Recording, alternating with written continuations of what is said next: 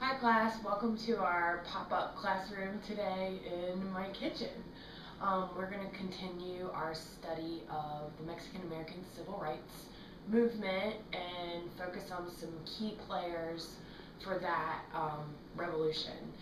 And I've made a digital textbook and put it up on the website, so you can use that as your source for any additional information you want to do on your own. We're also going to look at migrant farm workers from the early 1900s up till today, and making this relevant to your life, and looking at the migrant farm workers' conditions in this area in Western North Carolina. And now I'd like to turn it over to Mr. Stephen Colbert. Mr. Colbert, you can work on so many issues. Why are you interested in this issue? I like talking about people who don't have any power. And this seems like one of the least powerful people in the United States are migrant workers who come and do our work, but don't have any rights as a result.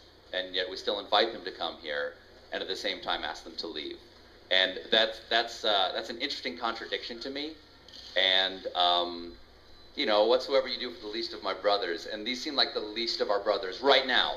A lot of people are least brothers right now because the economy is so hard, and I don't want to take anyone's hardship away from them or diminish anything like that.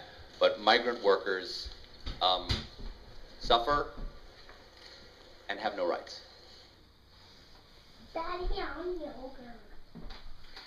Okay, I have a 3-year-old. I'm gonna get him some yogurt real quick.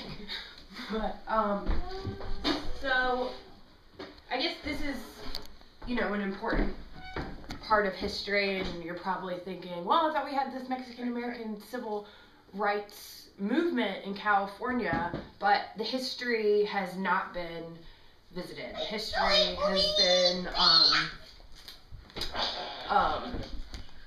the history hasn't been talked about, so what we need to do is bring this to light and let people know what happened. And here you go, bud. So we're going to look at Jessie Lopez de la Cruz and her life. She was born into a migrant farm family, and she started working in the fields at age 5. She noticed the inequalities and inhumane treatment of her people, especially when her mother and sister died because they couldn't afford medical attention. Jessie was fortunate enough to attend school and learn the basics of the English language. So she started as an activist for her people at a very young age. When government officials would come and visit the farm, she was outspoken and told them about the conditions there.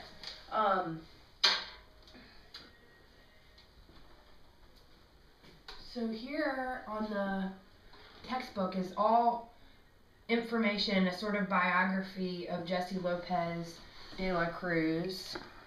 And then we're going to look at the Mexican-American Civil Rights Movement in Delano, California, led by Cesar Chavez and organized by Jessie Lopez de la Cruz. And there's a great YouTube clip from the PBS documentary Coming Chicano. up next on Chicano, the history of the Mexican-American Civil Rights Movement. In 1965, Mexican-American farm workers were fed up with inhumane treatment and poor working conditions. Come on out, brothers! We are waiting for you! They walked off many California fields and refused to pick grapes. Led by Cesar Chavez, a new union changed the way the world looked at Chicanos in America. Relive the story of the struggle in the fields. September 1965. Mexican-American farm workers walked off the fields and refused to pick grapes at many California vineyards. They were tired of exploitation and inhumane treatment. They demanded the same opportunities that other Americans had: a living wage, education for their children, decent housing, to live without fear. They staked their claim. Okay. So what worked in the civil rights movement was people worked together as a community. People from the churches came together, no matter their color. Everyone was working together for human rights. So it worked because the power of the people overcame the capitalistic, oppressive treatment of the growers. So now let's look at. Oh no! I just closed the window. Here we go.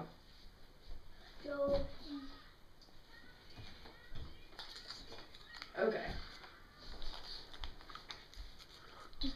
Last one. No more. Let's see. Bobby, do you want to say hi? No. Okay. Let me see. Sorry, I just closed the window. I gotta pull it back up real quick.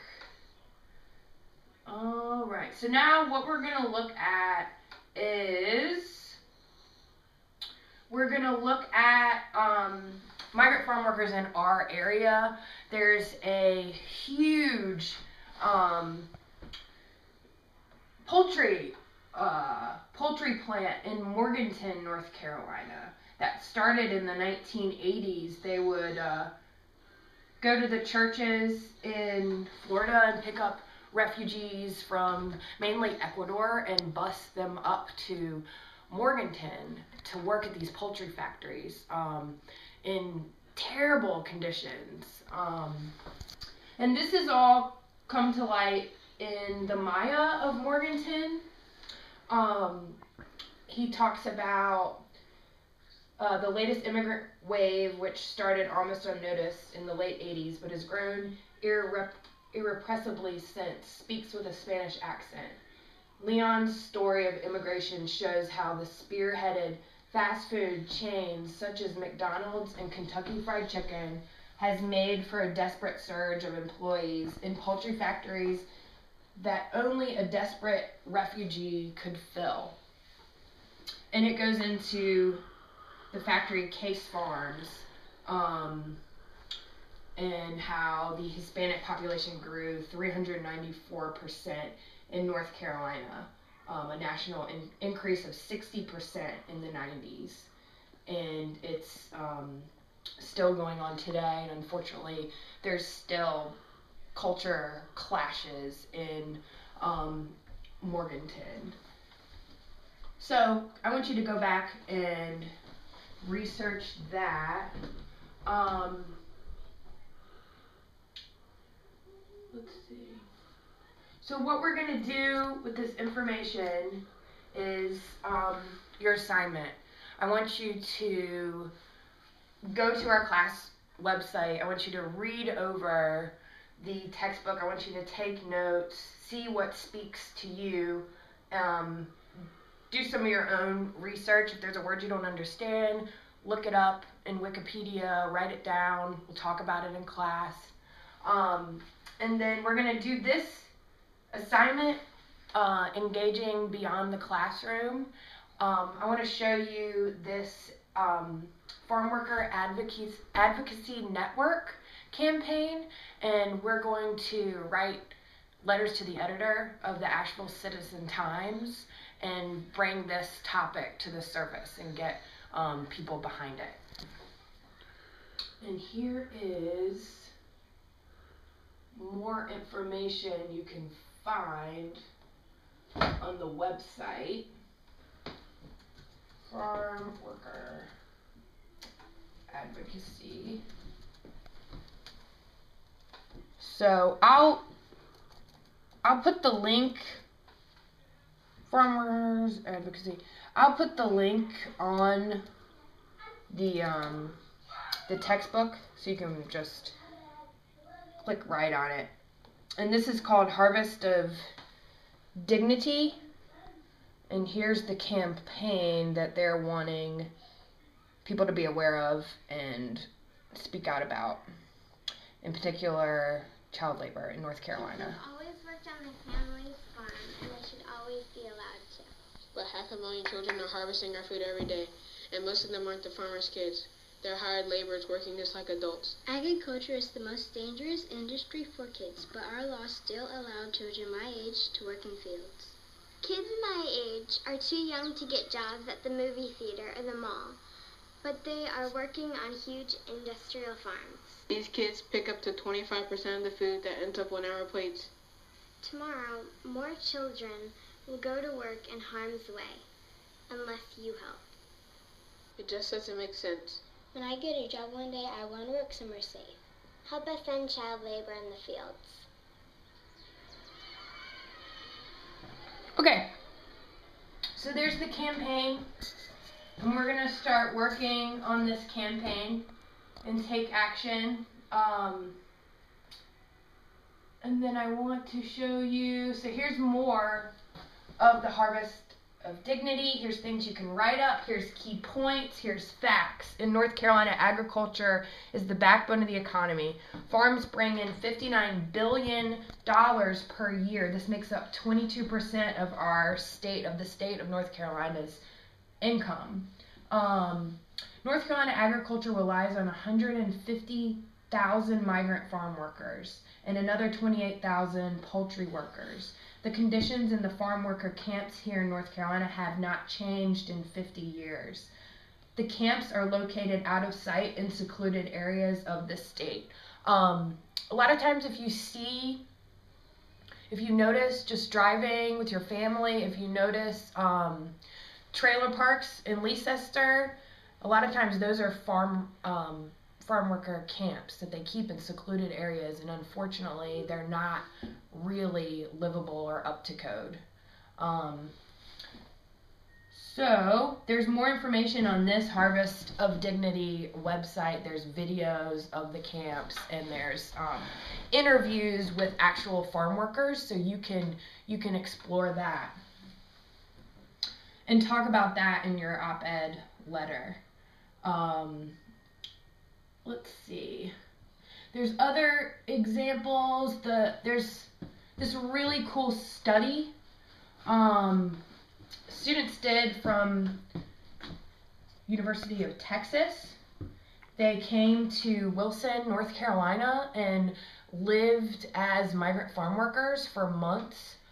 They did an on-site study, which was really cool, and they were Mexican American students and bilingual, and they wrote about what they observed, which was like I said, just really harsh conditions, mattresses with springs coming out and busted out windows in the homes.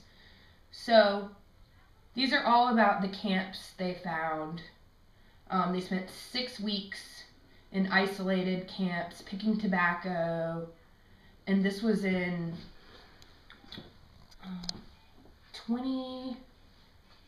2009, so not that long ago, 2009.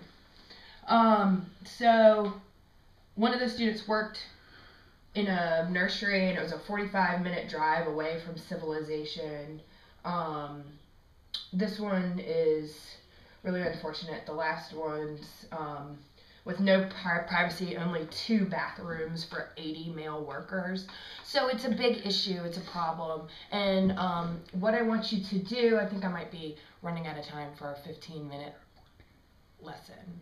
But so I'm at 14 minutes now, and what I want you to do is I want you to reflect, write a reflection, and we'll talk about this in our groups, and then we'll talk about it as a whole class.